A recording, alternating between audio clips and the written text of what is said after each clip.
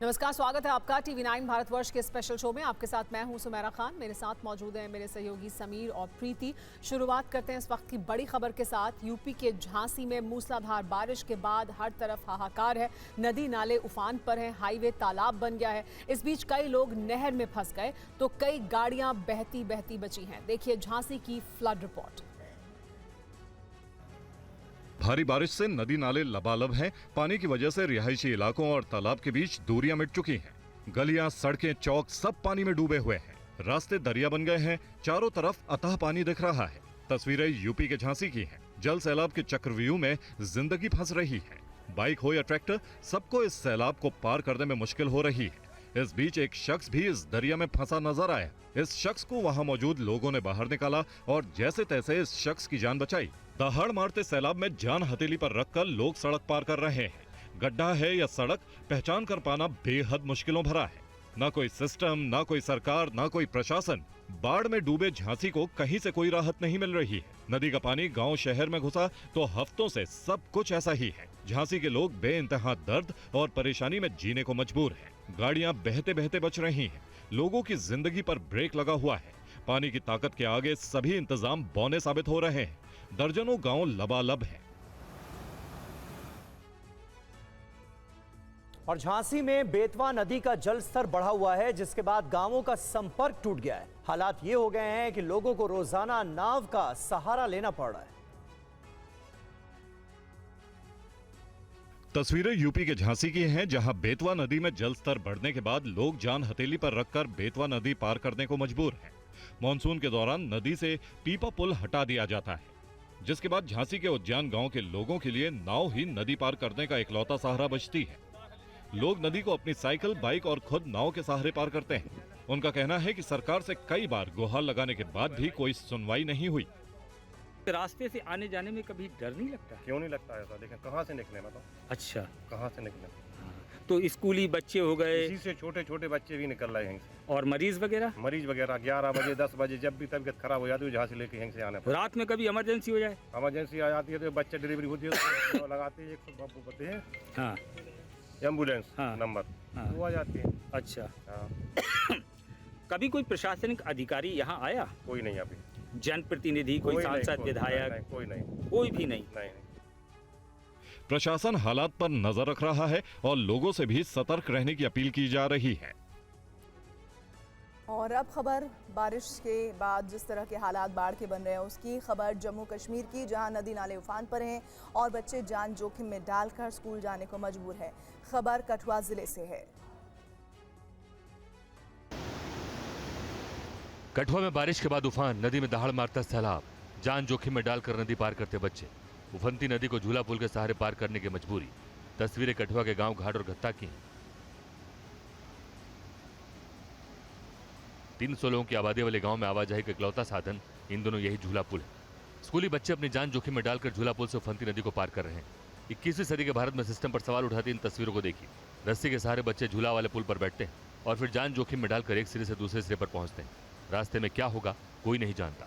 बीच में रस्सी टूटी तो जानलेवा हादसा होना तय। बारिश के हर सीजन में यहाँ के स्थानीय निवासी और स्कूली बच्चे रस्सी वाले झूला पुल से सेवा नदी को पार करते हैं। गांव वालों ने कई बार प्रशासन से पुल बनवाने की मांग भी की, लेकिन आज तक इस पर कोई कार्रवाई नहीं। इस इलाके के हालात आज भी पुराने जमाने जैसे ही हैं, जहां लोग जान जोखिम में डालकर नदी पार करने को मजबूर हैं। हर दिन इनके लिए जिंदगी एक जंग की तरह। झूले पर झूलती जिंदगी का खतरा इन लोगों के लिए हर दिन की बात बन गया है।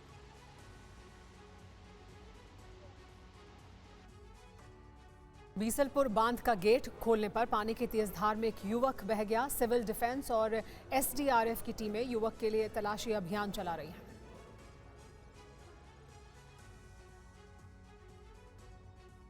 टोंक जिले के बीसलपुर बांध के गेट खोलने पर बड़ा हादसा हो गया। मालपुरा इलाके के रहने वाले युवक राजू की पानी में डूबने से मौत हो गई। बांध के बहाव क्षेत्र में डूबने के बाद राजू लापता हो गया था। मामले की सूचना मिलते ही टोंक की सिविल डिफेंस और एसडीआरएफ की टीम मौके पर पहुंची और तलाशी अभियान चलाया। हादसे की सूचना के बाद इलाके में हड़कंप मच गया। हादसे के बाद बीसलपुर बांध परियोजना के अधिकारियों ने लोगों को डैम से दूर रहने की चेतावनी दी है। एसडीआरएफ और सुरक्षा टीमें हालात की निगरानी कर रही हैं। डैम के मुख्य मार्ग पर सेफ्टी वॉल के पास और नदी से होकर गुजरने वाले रास्तों पर चेतावनी बोर्ड और बैरिकेड लगाए गए हैं। विकास अधिकारी संबंधित ग्राम पंचायतों में लोगों को जागरूक कर रहे हैं। ये पहला मौका है जब बांध का गेट जुलाई माह में ही खोला गया है। राज्य के लिए 27 और 28 जुलाई को ऑरेंज अलर्ट जारी किया गया है। इस दौर के बाद 1 अगस्त से राज्य में फिर से बारिश का दौर धीमा होगा। अगस्त के पहले सप्ताह में मानसून के सुस्त रहने की संभावना जताई गई है। और कुदरत के प्रहार से आतंकी मुल्क पाकिस्तान की हेकड़ी निकल रही है। गिलगिट से बाल्टिस्तान तक हाहाकार मचा हुआ है। पाकिस्तान में बाढ़ से भीषण तबाही मची है।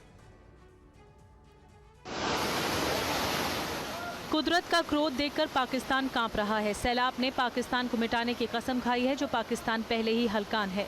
जिस पाकिस्तान की जीडीपी पहले ही गर्त में हो, जिस पाकिस्तान का खजाना पहले ही खाली हो, जिस पाकिस्तान का गुजारा खैरात से हो रहा हो, उस पाकिस्तान पर कयामत टूटी है। दहाड़ मारता सैलाब, जलमग्न हो चुके गांव, टूटे मकान, कई फीट तक धंस चुकी सड़कें, जर्रे जर्रे में तबाही के निशान। कयामत नहीं तो क्या है। लाखों जिंदगियां मौत के भंवर में फंसी हैं, लाखों लोग बेघर हो चुके हैं। कुदरत की तांडव लीला देख पाकिस्तान कर्रा रहा है। पाकिस्तान मौत के जबड़े में फंसा है। हर तरफ तबाही का मंजर है, हर तरफ चीख पुकार है, हर तरफ हाहाकार है। सिसकती जिंदगियां हैं, तड़पते लोग हैं। जल तांडव ने पाकिस्तान को लाचार कर दिया। पाकिस्तान के कितने शहर, कितने गांव जल समाधि ले चुके हैं। मौत का सैलाब देखकर पाकिस्तान की हुकूमत कांप रही है। लहरों का कलेजा चीर शोर, दहाड़ मारता सैलाब, ये खौफनाक मंजर बलूचिस्तान का है। सड़कें समंदर बन चुकी हैं। बलूचिस्तान पर आफत कैसे टूटी, कैसे सैलाब सब कुछ बहा कर ले गया। मंगोलिया, म्यांमार और वेनेजुएला में भी आसमानी आफत ने जमकर कहर बरपाया है। सड़कों पर, गलियों में हर जगह बाढ़ का पानी उफान मार रहा है। देखिए एक और ग्लोबल फ्लड रिपोर्ट। ये तस्वीर मंगोलिया के वोहाई की है, जहां मूसलाधार बारिश की वजह से पूरा शहर बाढ़ का सामना कर रहा है। इस बाढ़ की वजह से स्थिति ऐसी बन गई है कि सड़कें पानी में डूब गईं। आम जनता का जनजीवन पूरी तरह से अस्त व्यस्त हो गया। देखिए कैसे सड़कों पर नदियां बह रही हैं, रास्ते पूरी तरह दरिया बन गए। बाढ़ के पानी में कारें डूबी हुई हैं, ट्रैफिक रेंग रहा है। जल सैलाब के इस प्रहार ने वोहाई के जनजीवन पर ब्रेक लगा दिया है। जिंदगी ठहर सी गई है। अब म्यांमार के व्यावुडी शहर का मंजर देखिए। जिस तरफ नजर जा रही है पानी ही पानी है। वो चाहे घर हो या सड़क, ये बाढ़ हजारों लोगों के जीवन पर संकट बन गई। इसलिए तत्काल प्रभाव से इस शहर में आपातकाल लागू कर दिया गया। हर सड़क चौराहे पर पानी ने अपना कब्जा कर लिया। म्यांमार के व्यावुडी में हालात बेहद खराब हो चुके हैं। सैलाब के जोर की एक और तस्वीर देखिए। मटमैला पानी बेहद तेज रफ्तार से होते हुए मकानों के बीच से बह रहा है, जिसमें लोहे का सामान भी बहता जा रहा है। पूरी गली मानो नदी में तब्दील हो गई, जिसे देखकर घरों में सहमे लोग भी हैरान हैं। उसका वीडियो बना रहे हैं। कारें और गाड़ियां भी इस सैलाब में फंस गई हैं। अमेरिका के न्यू मैक्सिको में एक बार फिर बाढ़ ने दस्तक दे दी है। न्यू मैक्सिको में आई बाढ़ ने भीषण तबाही मचाई है। भयानक सैलाब की वजह से न्यू मैक्सिको में बाढ़ एक बार फिर डराने लगी है। अमेरिका के न्यू मैक्सिको में आसमानी आफत ने ऐसी तबाही मचाई कि उसमें सब कुछ बह गया। कुछ बचा है तो वो तबाही और बर्बादी है। सड़क पर सैलाब बह रहा है। सड़कों का मंजर देखकर ऐसा लग रहा है मानो कोई नदी हाहाकार करती बह रही हो। ऐसे में लोग ऊपरी मंजिलों में रहकर किसी तरह जानमाल की हिफाजत करने में जुटे हैं। लेकिन बाढ़ का हमला इतना भीषण है कि लोगों के कई सामान इस जल प्रहार में बह गए। तस्वीरों में देखिए कैसे बड़े बड़े बॉक्स इस सैलाब में बह रहे हैं। ये बाढ़ कितनी भीषण है, एक एक तस्वीर बयां कर रही है। हर जगह पानी और मलबा भर गया है। ये तस्वीरें अमेरिका के न्यू मैक्सिको की हैं। यहाँ कई इलाकों में दोबारा बाढ़ ने दस्तक दी है। देखिए कैसे सैलाब के रास्ते में आया पेड़ उखड़कर जमीन पर आ गिरा। अमेरिका के न्यू मैक्सिको में बाढ़ ने सबसे ज्यादा तबाही मचाई। इमरजेंसी जैसे हालात हैं। रिहायशी इलाकों से लेकर बाजार, दुकान और दफ्तर, सब जगहों पर बाढ़ ने कहर बरपाया है। बारिश रिकॉर्ड किए जाने के इतिहास में ऐसा पहली बार हुआ है जब न्यू मैक्सिको में इतनी ज्यादा बारिश हुई हो। यही वजह है कि कुदरत के इस रौद्र रफ्तार को देखकर सुपर पावर अमेरिका के हौसले भी पस्त हैं। और यूरोप में एक बार फिर बाढ़ से कोहराम मचा हुआ है। स्पेन में आई बाढ़ ने काफी तबाही मचाई है। स्पेन में आए इस भयानक सैलाब की वजह से यूरोप में बाढ़ एक बार फिर डराने लगी है। ये पानी का रौद्र रूप है, प्रकृति का क्रोध है जिसके सामने जिंदगियां बेबस हैं। स्पेन की सरकार लाचार है, निगाहें टिकी हैं आसमान पर, ऊपर वाले की रहम की आस में। मकान दरिया बन चुके हैं, सड़कों पर सैलाब उमड़ रहा है। स्पेन के मर्सिया में जल प्रहार ने जिंदगी पर ब्रेक लगा दिया है। मर्सिया की इन तस्वीरों ने पूरी दुनिया को हैरत में डाल दिया। सड़कें पूरी तरह सैलाब में डूब गईं। सड़कों पर कारें भी पानी में डूबी हैं। जो गाड़ियां खुद को बाढ़ से बचाने में जुटी हैं, वो महज रेंग रही हैं। पानी के जोरदार प्रहार के आगे उनकी पावर जीरो हो गई है। इस सैलाब में घर मकान सब प्रभावित हुए हैं। पेट्रोल पंप से लेकर बड़े बड़े अपार्टमेंट तक में बाढ़ का पानी घुस गया है। स्पेन के कुछ इलाकों में बारिश के बाद भीषण बाढ़ का कहर जारी है। भारी बारिश के चलते कई शहर पानी में डूब गए। सड़कों पर कई फीट तक पानी भर गया है। स्पेन के चारों शहरों में बारिश से सबसे ज्यादा नुकसान पहुंचा है। कुछ दिन पहले ही स्पेन समेत यूरोप के कई देशों में बाढ़ ने भारी तबाही मचाई थी। बाढ़ से यूरोप के इन मुल्कों को अरबों डॉलर का नुकसान हुआ था। अब स्पेन में दोबारा आई ये बाढ़ एक बार फिर पूरे यूरोप को डरा रही है। ओडिशा के कोरापुट में विजिलेंस की टीम ने एक डेप्यूटी रेंजर के घर पर छापा मारा है। इस छापेमारी में करोड़ों रुपए कैश और सोने के बिस्किट, साथ ही सोने के सिक्के बरामद हुए हैं।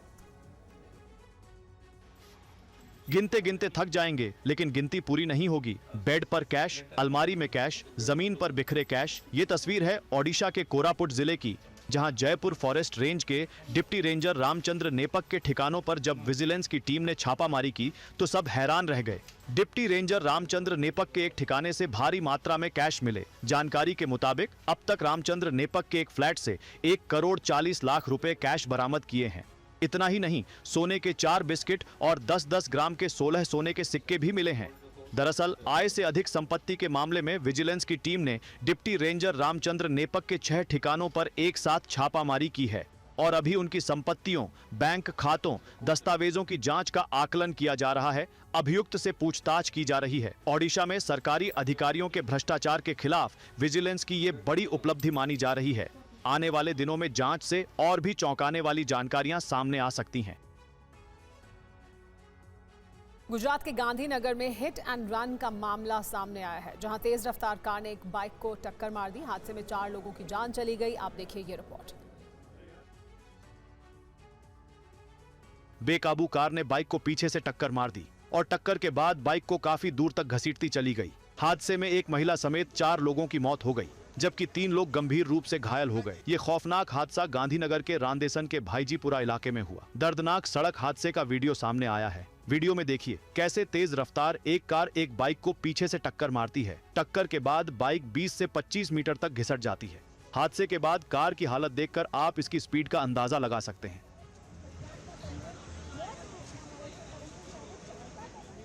हादसे के बाद कार चला रहे शख्स ने भागने की कोशिश की, लेकिन स्थानीय लोगों ने उसे पकड़ लिया और उसकी जमकर पिटाई कर दी।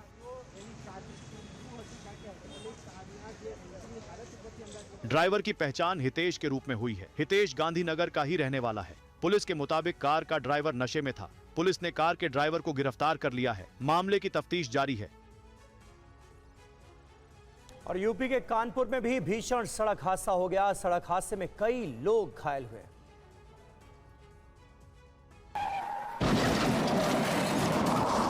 ये भीषण सड़क हादसा कानपुर में 12 टोल प्लाजा के पास हुआ, जहां हाईवे पर तेज रफ्तार गाड़ी डिवाइडर से टकरा गई।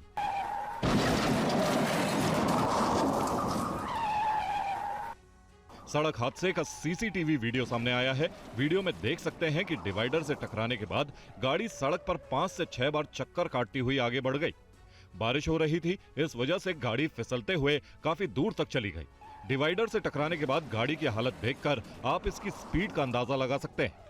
भीषण सड़क हादसे के बीच एक बाइक सवार भी वहां से गुजर रहा है, लेकिन वो बाल बाल बच गया। डिवाइडर से टकराने के बाद गाड़ी का अगला हिस्सा पूरी तरह क्षतिग्रस्त हो गया। सूचना के बाद पुलिस पहुंची और गाड़ी में सवार लोगों को अस्पताल पहुंचाया। अश्लील कंटेंट के खिलाफ केंद्रीय सूचना और प्रसारण मंत्रालय ने बड़ा एक्शन लिया है। अश्लील कंटेंट फैलाने वाले 25 ऐप्स पर पाबंदी लगाने का फैसला किया गया है।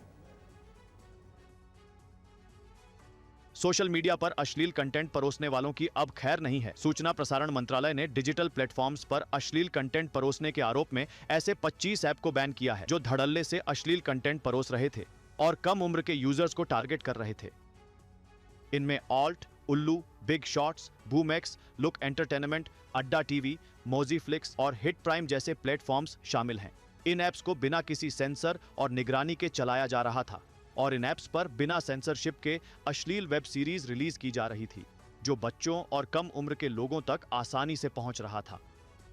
सरकार ने इसे आईटी एक्ट और बाकी साइबर कानूनों के खिलाफ मानते हुए ये कार्रवाई की है। बैन लगाए जाने के बाद इन ऐप्स को प्ले स्टोर और ऐप स्टोर से हटाया जाएगा। ऐसे प्लेटफॉर्म जो कानून का पालन नहीं करते, उनके खिलाफ आगे भी सख्त कार्रवाई की जाएगी। सरकार का कहना है कि डिजिटल स्पेस में साफ सुथरे कंटेंट को ही प्राथमिकता मिलेगी।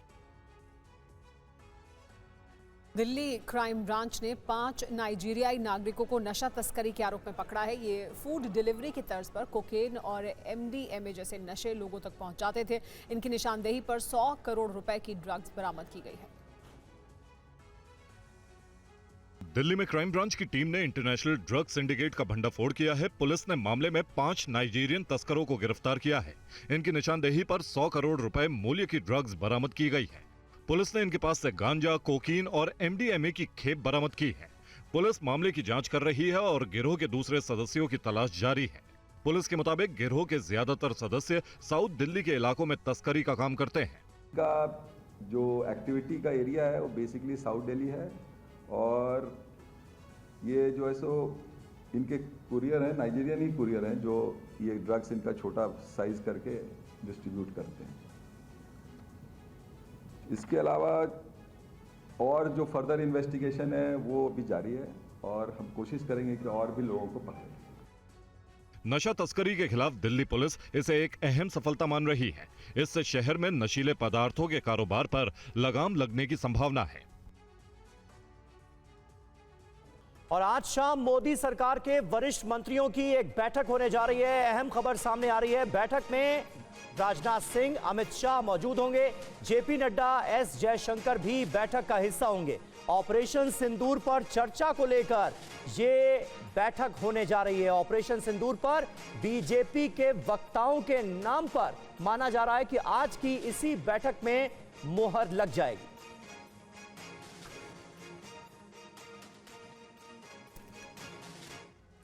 बड़ी खबर इस वक्त सोमवार को लोकसभा में ऑपरेशन सिंदूर पर चर्चा होगी। रक्षा मंत्री राजनाथ सिंह चर्चा की शुरुआत करेंगे और चर्चा में गृह मंत्री अमित शाह भी हिस्सा लेंगे।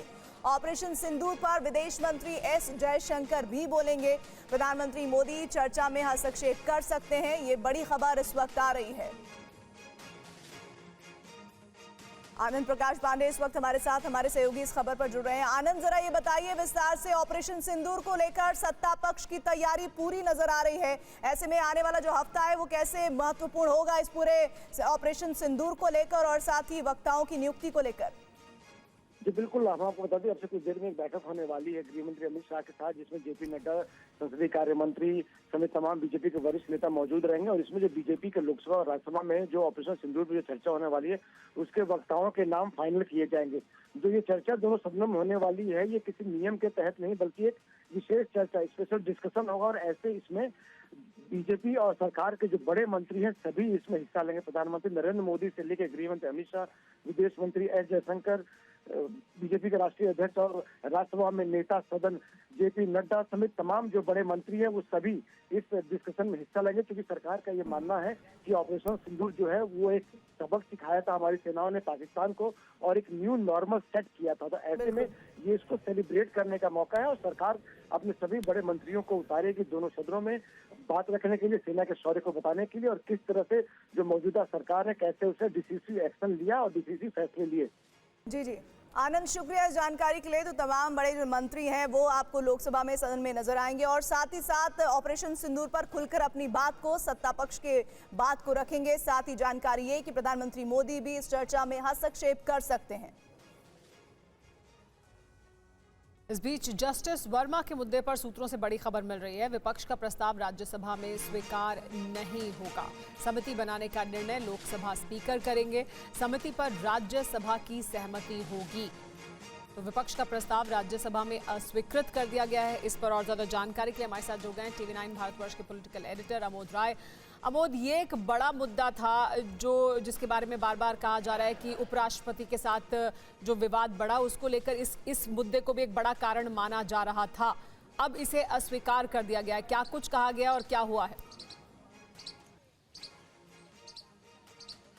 देखिए, जस्टिस यशवंत वर्मा पर अब धीरे धीरे तस्वीरें साफ हो रही हैं। अब तक ये कयास लगाया जा रहा था कि लोकसभा और राज्यसभा की ज्वाइंट कमेटी इसकी जांच करेगी और उसके बाद लोकसभा में इस पर चर्चा होगी, लेकिन अब धीरे धीरे तस्वीरें साफ हो रही हैं और ये बताया जा रहा है सूत्रों के द्वारा कि अब इसमें जो कमेटी बनेगी वो लोकसभा की कमेटी बनेगी, राज्यसभा के उपसभापति का उसमें स्वीकारोक्ति ली जाएगी।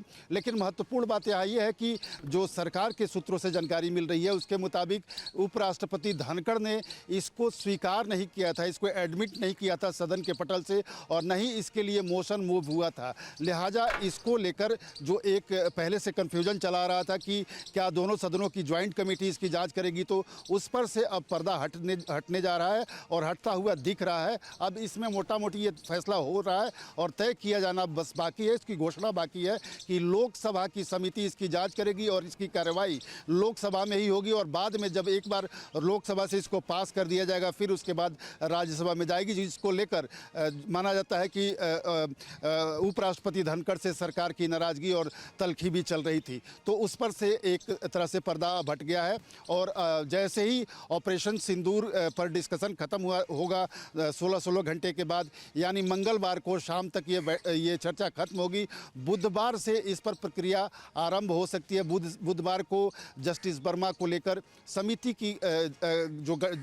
जो जांच करने वाली है उसके गठन की घोषणा की जा सकती है। तो ये अब तक का डेवलपमेंट आज पार्लियामेंट से दिख रहा है।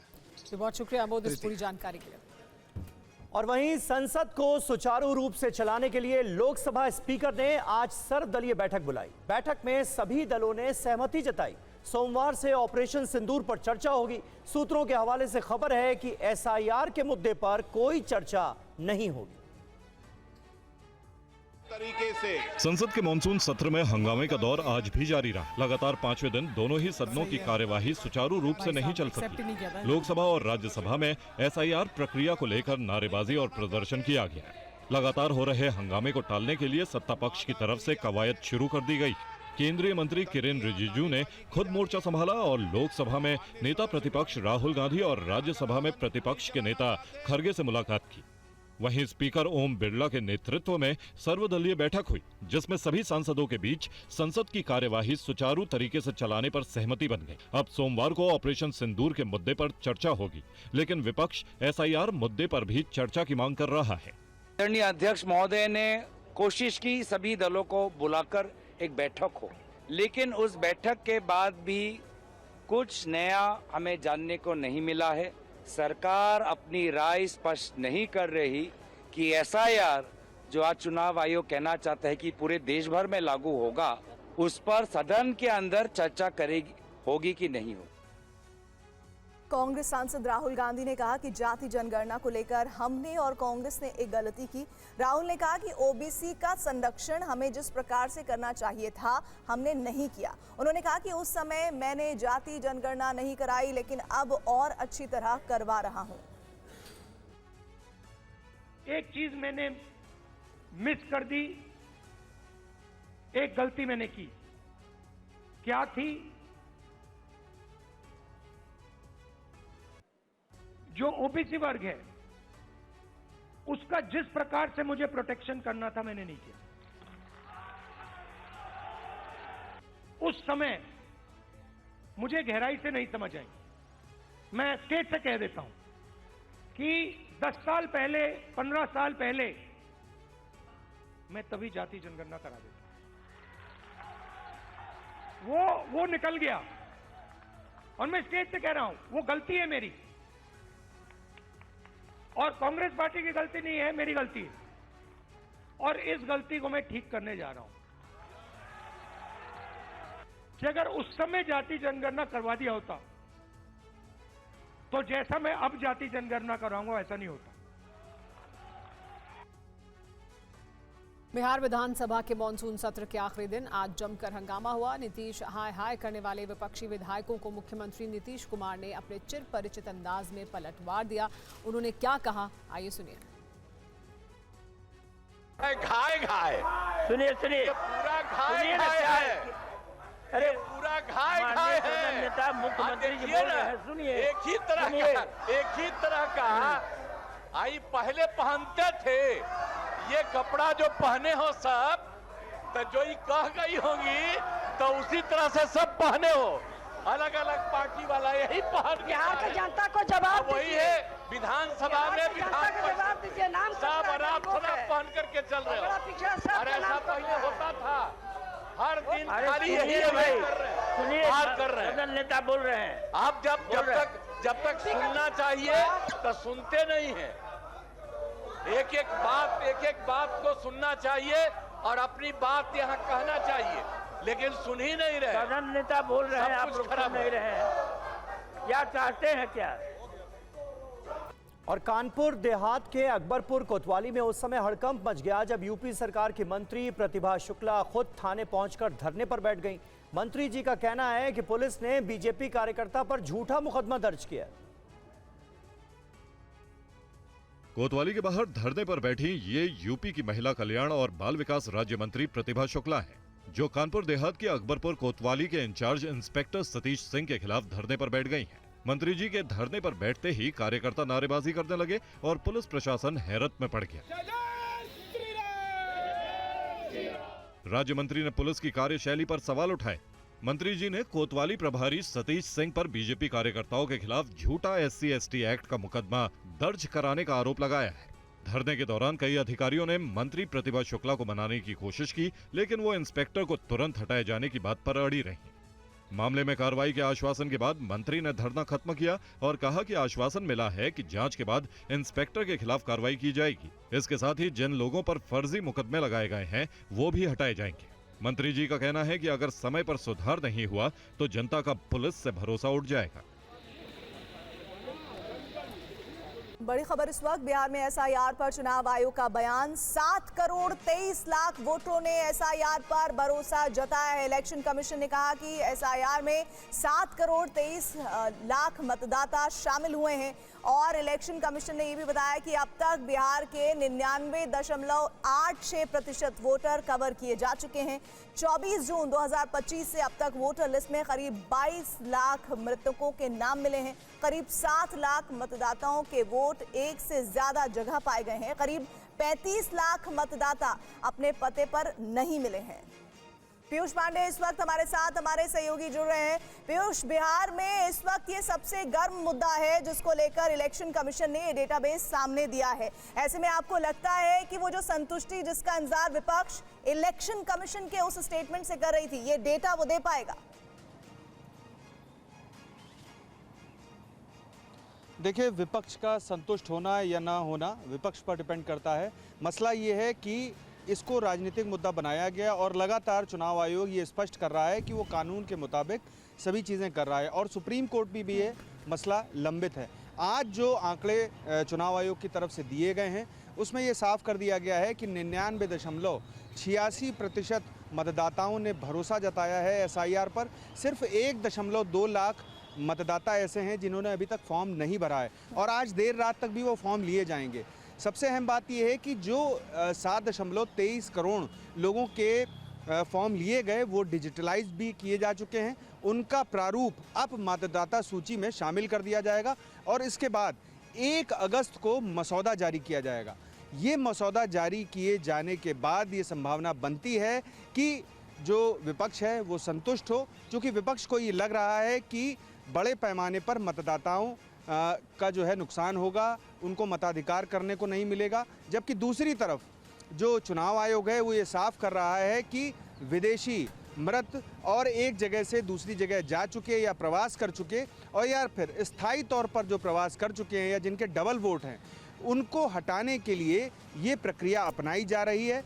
और स्पेशल इंटेंसिव रिवीजन जो प्रावधान है वो आर्टिकल 324 के तहत जो चुनाव आयोग ने अपनी शक्ति का प्रयोग करते हुए जनप्रतिनिधित्व कानून के तहत ये शुरुआत की थी और 24 जून को इस बाबत आदेश जारी किया गया था और राज्य दर राज्य इसे अब निभाया जाएगा। तो 99% ज्यादा जो वोटर हैं वो इसमें शामिल हुए और सबसे बड़ी बात भी जो तुम बता रहे हो कि 22 लाख के करीब ऐसे वोटर हैं जो मृत हैं, जिनका वोटर ID कार्ड है लेकिन वो जिंदा ही नहीं और कईयों के तो पते ही बदले और 2-2 वोटर हैं। बहुत बहुत शुक्रिया इस जानकारी के लिए। और अब खबर गाजियाबाद से, जहां हथियारों से लैस बदमाशों ने एक ज्वेलरी शोरूम में लूटपाट की। लूटपाट की घटना CCTV में रिकॉर्ड हुई है। पुलिस मामले की जांच कर रही है। लूट की वारदात की तस्वीर गाजियाबाद की है, जहां दिन दहाड़े बाइक सवार बदमाशों ने एक ज्वेलरी शोरूम में हथियार के बल पर लूटपाट की वारदात को अंजाम दिया। आप तस्वीरों में देख सकते हैं हेलमेट लगाए दो शख्स ज्वेलरी की दुकान में लूटपाट कर रहे हैं। ये बदमाश बाकायदा डिलीवरी बॉय की ड्रेस में डाका डालने आए थे। तस्वीरों में आप देख सकते हैं कि कैसे दोनों लुटेरे तेजी से सोना चांदी समेट रहे हैं। हथियार से लैस बदमाश गाजियाबाद कमिश्नरी के लिंक रोड पर मौजूद मानसी ज्वेलर्स पहुंचे और लूटपाट की सूचना मिलने के बाद मौके पर पहुंची पुलिस ने छानबीन की। लूट की वारदात को कैसे अंजाम दिया गया बता रहे हैं पीड़ित दुकानदार के रिश्तेदार। वॉशरूम करने गए तो वो लड़के दोनों इनके पीछे गए, इनकी रेकी करी गई थी, तो वॉशरूम पीछे गए इनके, तो फिर वो वापसी आए। इतने में 5-6 मिनट में उन्होंने लड़के को धक्का दिया, जो एक लड़का यहाँ काम करता है, उसे धक्का दिया। तमंचे की नोक पे इन्होंने काम करा है। पुलिस ने बदमाशों को पकड़ने के लिए टीम गठित की है। सीसीटीवी के आधार पर छानबीन की जा रही है। 20 किलो चांदी और 125 ग्राम सोना ये लूट के चले गए। सूचना मिलते ही तुरंत ही पुलिस ने घटनास्थल पर जाके निरीक्षण किया और उसके बाद 6 टीमों का गठन करके घटना के अनावरण के लिए प्रयास जारी किए गए हैं। और झालावाड़ स्कूल हादसे पर सियासत शुरू हो गई है। हादसे में 7 बच्चों की मौत हो गई।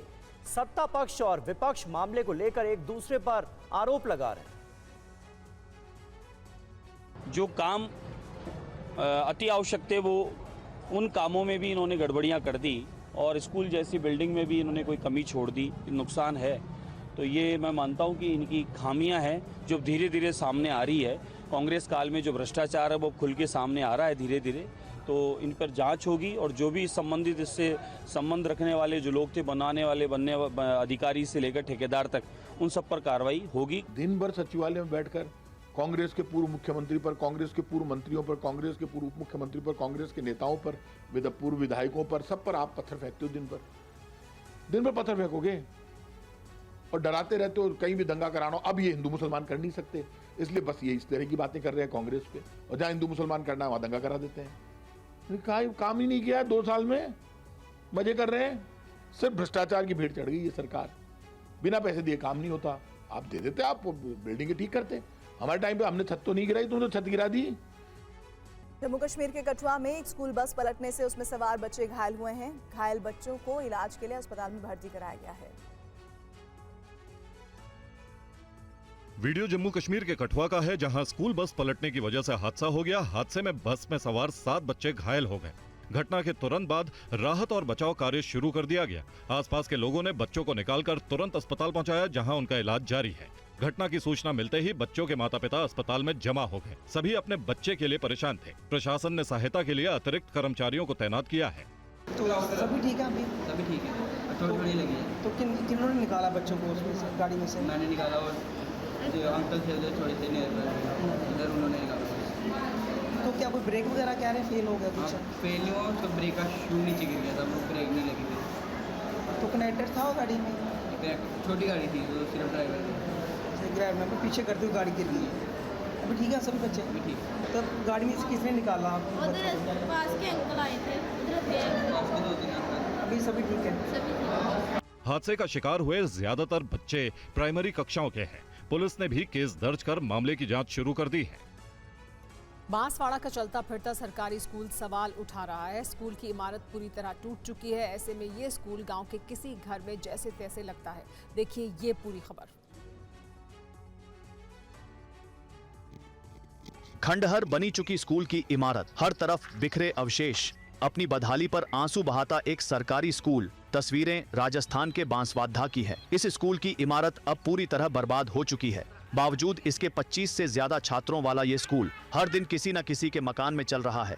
इस स्कूल का भविष्य गांव के लोगों की दया पर निर्भर है। कोई क्लास लगाने के लिए अपने घर का कमरा देता है तो क्लास लगती है, नहीं तो छात्रों की छुट्टी होना तय है। विद्यालय भवन गिरा था तो अधिकारियों द्वारा भी जायजा लिया गया था, हमारे सीबीओ मैडम द्वारा, पीओ सर द्वारा, तो हमें किसी के घर पे पढ़ाने की अनुमति दी गई थी। फिर वहाँ से उनकी जरूरत पड़ी, उनके वो मकान ठेकेदार हैं तो उनके मकान का सामान रखने के लिए हमें वहाँ से बाहर निकाल दिया गया। दरअसल 2023 में कुदरत की मार से इस स्कूल की इमारत टूट गई थी। इसके बाद प्रशासन से कई बार गुहार लगाई गई, मगर नए भवन का इंतजाम आज तक नहीं हो पाया। सरकारी ग्रांट से 1 रुपया भी इस स्कूल के लिए जारी नहीं किया गया। ऐसे में शिक्षा का ये मंदिर कभी किसी ग्रामीण के घर के आंगन में लगता है तो कभी पशुओं के तबेले में। ये सिर्फ खाना पूर्ति नहीं बल्कि बच्चों के भविष्य के साथ एक क्रूर मजाक भी है। और हाई राइज सोसाइटी में बच्चों के गिरने की घटनाएं लगातार बढ़ती जा रही हैं। अब मुंबई के वसई इलाके में एक इमारत की 12वीं मंजिल से गिरकर 4 साल की बच्ची की मौत हो गई। ये रिपोर्ट देखिए। फ्लैट के कमरे में बच्ची आराम से खेल रही है, तभी इस बच्ची की मां आती है और इस 4 साल की मासूम को पकड़कर जूतों की रैक पर बैठा देती है। इस बीच बच्ची की मां काम में लग जाती है, तभी एक कलेजा चीर देने वाली घटना हुई। ये ऐसी तस्वीरें हैं जो किसी को भी विचलित कर सकती हैं। 4 साल की मासूम बच्ची कुछ सेकंड में खिड़की से नीचे जा गिरी। 12वीं मंजिल से बच्ची गिरने की घटना ने पूरे घर को झकझोर दिया। इस घटना के बाद पूरे घर में अफरा तफरी मच गई। कोई कुछ समझ नहीं पाया। आखिर कुछ सेकंड में हंसती खेलती एक मासूम बच्ची की जान चली गई। ये घटना महाराष्ट्र के पालघर की है। इन तस्वीरों को देखकर किसी का भी कलेजा बैठ जाएगा। मां चीखती रह गई। वीडियो में देखा जा सकता है कि फर्श पर खेल रही बच्ची को मां खिड़की पर बैठा देती है। महिला जैसे ही मासूम की चप्पल उठाने के लिए नीचे झुकती है, वो वैसे ही 12वीं मंजिल से गिर जाती है। इस दौरान मां चीखती रह जाती है। बच्ची के हादसे का शिकार होने के बाद मां चिल्ला रही है। औरत की आवाज सुनकर घर के अन्य परिजन भी वहां पहुंच गए। 4 साल की अन्विका प्रजापति की गिरने के दौरान मां की चीख पुकार बेहद भावुक कर देने वाली है।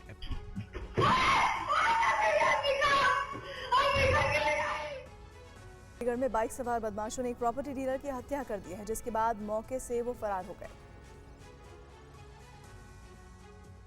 खूनी वारदात की ये तस्वीर ताला नगरी अलीगढ़ की है, जहां बेखौफ बदमाशों ने एक प्रॉपर्टी डीलर की गोली मारकर हत्या कर दी। बताया जाता है कि बाइक सवार 2 हमलावरों ने प्रॉपर्टी डीलर सोनू चौधरी की कार पर ताबड़तोड़ गोलियां बरसाई और उसके बाद फरार हो गए। बदमाशों की 4 गोलियां सोनू को लगी। गोली लगते ही सोनू घायल हो गए। आसपास के लोगों ने आनन फानन में घायल सोनू को हॉस्पिटल पहुंचाया, लेकिन अस्पताल पहुंचने के बाद डॉक्टरों ने उसे मृत घोषित कर दिया। इस सनसनीखेज वारदात के बाद इलाके में हड़कंप मच गया। खबर मिलते ही पुलिस के कई सीनियर अधिकारी, फॉरेंसिक टीम मौके पर पहुंची और साक्ष्य इकट्ठा किए। आप तस्वीरों में देख सकते हैं कि फॉरेंसिक टीम कार की जांच कर रही है। जानकारी के मुताबिक कोंड्रा निवासी सोनू चौधरी घर से आज सुबह अपनी कार से निकले थे।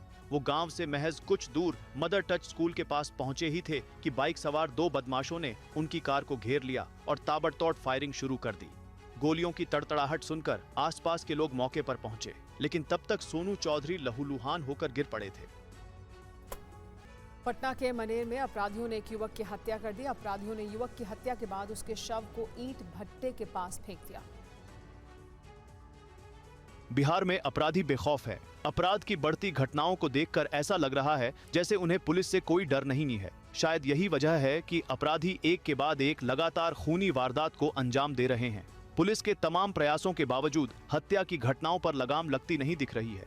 राजधानी पटना से सटे मनेर थाना क्षेत्र में अपराधियों ने एक शख्स की बेरहमी से हत्या कर शव को एक ईंट भट्ठे के पास फेंक दिया। अब तक मृतक की पहचान नहीं हो पाई है। घटना की जानकारी मिलते ही पटना सिटी एसपी भी मौका ए वारदात पर पहुंचे। इस मामले में पुलिस कार्रवाई में जुट गई है। मनेर थाना क्षेत्र के अंतर्गत व्यापर गांव में एक डेड बॉडी मिली है गंगा जी में, और इसकी अभी पहचान नहीं हो पा रही है और बॉडी को पोस्टमार्टम के लिए भेजा जा रहा है। आगामी 72 घंटे तक बॉडी को मोर्चरी में रखा जाएगा और पहचान हेतु इसको जो प्रक्रिया है उसका पालन किया जाएगा। घटना की जानकारी मिलते ही लोगों की भीड़ लग गई। बताया जा रहा है कि युवक का पहले गला रेता गया और फिर उस पर चाकू से हमला किया गया। मृतक के शरीर पर कई जख्म पाए गए हैं। और दिल्ली पुलिस स्पेशल सेल ने खतरनाक गैंग का भांडाफोड़ किया है। गैंग के 5 सदस्यों को गिरफ्तार कर लिया गया है। पुलिस की गिरफ्त में आई ये वो लोग हैं जो नकली नोटों का कारोबार करते थे। ये उस गिरोह के सदस्य हैं जो दिल्ली में हथियारों का कारोबार करते थे। पुलिस के हत्थे चढ़े इन लोगों से पुलिस पूछताछ कर रही है। इनके पास से कई हथियार और नकली करेंसी बरामद की गई है। पुलिस ने अभियुक्तों के पास से 10 सेमी ऑटोमेटिक पिस्टल, 68 कारतूस और 4,10,000 रुपए की नकली करेंसी जब्त की है। दिल्ली पुलिस स्पेशल सेल को कुछ महीनों से सूचना मिल रही थी कि दिल्ली और आसपास के इलाकों में हथियारों की तस्करी हो रही है। जांच में पता चला कि गैंग का नेटवर्क दिल्ली, यूपी, बिहार, मध्य प्रदेश और पश्चिम बंगाल तक फैला हुआ था। 6 जुलाई को सबसे पहले पुलिस ने रवि ठाकुर नाम के शख्स को गिरफ्तार किया। उससे पूछताछ के बाद पुलिस को बाकी लोगों की जानकारी मिली। उसके बाद सभी अभियुक्तों को एक एक कर गिरफ्तार किया गया। स्पेशल सेल की टीम अब इस गैंग से जुड़े बाकी लोगों की तलाश कर रही है और ये पता लगाने में जुटी है कि हथियार और नकली नोट बनाने और सप्लाई करने का पूरा नेटवर्क कौन चला रहा है। और महाराष्ट्र में भाषा विवाद थमने का नाम नहीं ले रहा है। अब महाराष्ट्र नवनिर्माण सेना के कार्यकर्ताओं ने गुजराती भाषा के खिलाफ मोर्चा खोल दिया है। मुंबई अहमदाबाद हाईवे पर पालघर में मनसे के कार्यकर्ताओं ने गुजराती में लिखे नेम प्लेट को फाड़ दिया।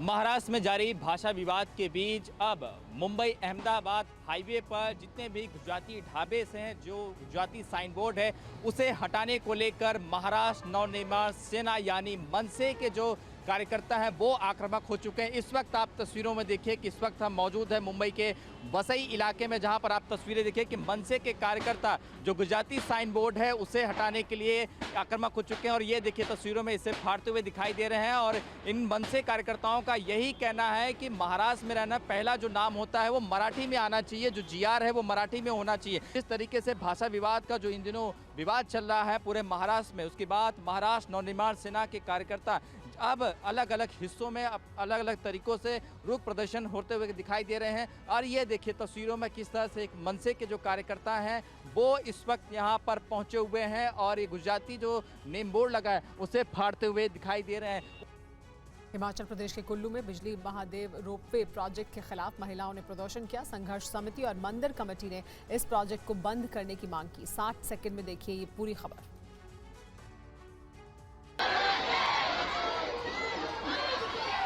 हाथों में स्लोगन लिखे पोस्टर होर्डिंग्स, सड़कों पर उतरे प्रदर्शनकारी, रोपवे प्रोजेक्ट बंद कराने के लिए हंगामा। तस्वीरें हिमाचल प्रदेश के कुल्लू जिले की हैं। बिजली महादेव रोपवे प्रोजेक्ट को लेकर विरोध प्रदर्शन हो रहा है। आज बड़ी संख्या में लोग प्रदर्शन में शामिल हुए। इस दौरान महिलाएं ज्यादा संख्या में नजर आईं। आज सुबह 10 बजे शुरू हुआ प्रोटेस्ट सड़कों से होते हुए दोपहर 1 बजे DC दफ्तर के बाहर पहुंचा और फिर जमकर नारेबाजी की गई। प्रदर्शनकारियों ने इस दौरान सड़कों पर रैली निकाली और रोपवे को बंद करने की मांग की। इस दौरान महिलाएं और पुरुष हाथों में बोर्ड लिए नजर आए जिनमें लिखा था कि रोपवे को बंद किया जाएगा। हर हर महादेव जैसे और रोपवे कंपनी गो बैक जैसे नारे लिखे हुए थे। इस बीच कुल्लू के बाजार खुले रहे, हालांकि बाजार बंद करने की अपील की गई थी। उधर रोष प्रदर्शन के चलते कुल्लू में भारी पुलिस बल तैनात किया गया। इस प्रोटेस्ट में बीजेपी नेता महेश्वर सिंह भी शामिल हुए।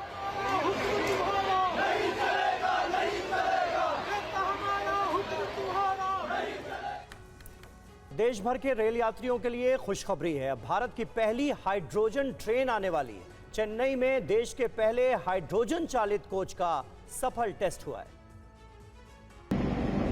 ये तस्वीरें बेमिसाल हैं। ये वीडियो भविष्य की तकनीक की ओर बढ़ते कदमों की बानगी है। भारतीय रेलवे ने इतिहास रच दिया है। भारतीय रेलवे ने एक और शानदार उपलब्धि हासिल की है। हाइड्रोजन ट्रेन विकसित करने को लेकर आज का दिन बेहद खास रहा। दरअसल चेन्नई के ICF में पहले हाइड्रोजन चालित कोच का सफल टेस्ट किया गया। इस सफल परीक्षण की जानकारी खुद रेल मंत्री अश्विनी वैष्णव ने सोशल मीडिया पर शेयर की। यह हाइड्रोजन ट्रेन 1200 हॉर्स पावर की ताकत के साथ बनाई गई है। ये खूबी इसे दुनिया की सबसे शक्तिशाली हाइड्रोजन ट्रेनों में से एक बनाती है। इस ट्रेन की खासियत है कि यह हाइड्रोजन और ऑक्सीजन को मिलाकर बिजली पैदा करती है।